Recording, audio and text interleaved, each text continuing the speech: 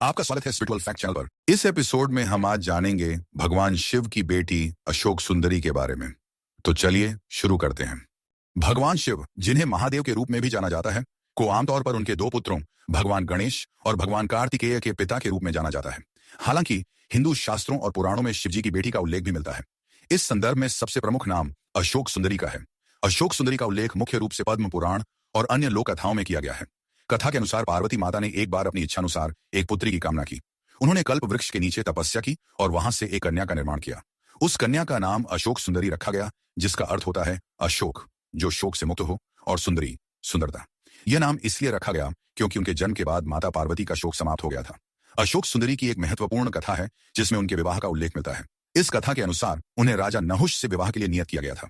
राजा नहुष को इंद्रदेव के पद का भी वरदान मिला था, लेकिन अपनी शक्ति का दुरुपयोग करने के कारण उन्होंने अभिशाप झेलना पड़ा और अंततः उन्होंने तपस्या कर अपनी भूल सुधार ली।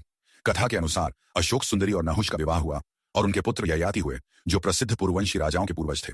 अशोक सुंदरी का उल्लेख पुराणों और लोक कथाओं में भले ही प्रमुखता से न मिलता हो, लेकिन वे हिंदू धर्म में शिव परिवार के एक महत्वपूर्ण सदस्य के रूप में मानी जाती हैं। उन्हें एक ऐसी देवी के रूप में पूजा जाता है जो दुखों और कष्टों को दूर करती है और भक्तों को शांति और सौंदर्य प्रदान करती है। शिवजी की बेटी अशोक सुंदरी की पूजा और कथा मुख्यतः उत्तर और पश्चिम भारत के कुछ क्षेत्रों में प्रसिद्ध है। हालांकि उनके बारे में अधिक विस्तृत जानकारी कम ही मिलती है, लेकिन यह स्पष्ट है कि वे शिव परिवार की महत्वपूर्ण सदस्य हैं और उनकी पूजा शिव और पार्वती के भक्तों द्वारा की जाती है। अशोक सुंदरी की कथा यह दर्शाती है कि शिव परिवार में केवल पुत्र ही नहीं, बल्कि पुत्री का भी महत्वपूर्ण स्थान है। धन्यवाद स्पिरिचुअल फैक्ट चैनल के साथ जुड़ने के लिए। आशा है कि आपको हमारी आज की प्रस्तुति पसंद आई होगी। अगर आपने कुछ नया सीखा तो लाइक और सब्सक्राइब करना न भूलें। अपने विचार और सवाल कमेंट में जरूर बताएं। फिर मिलेंगे एक और रोचक विषय के साथ। जय श्री कृष्णा।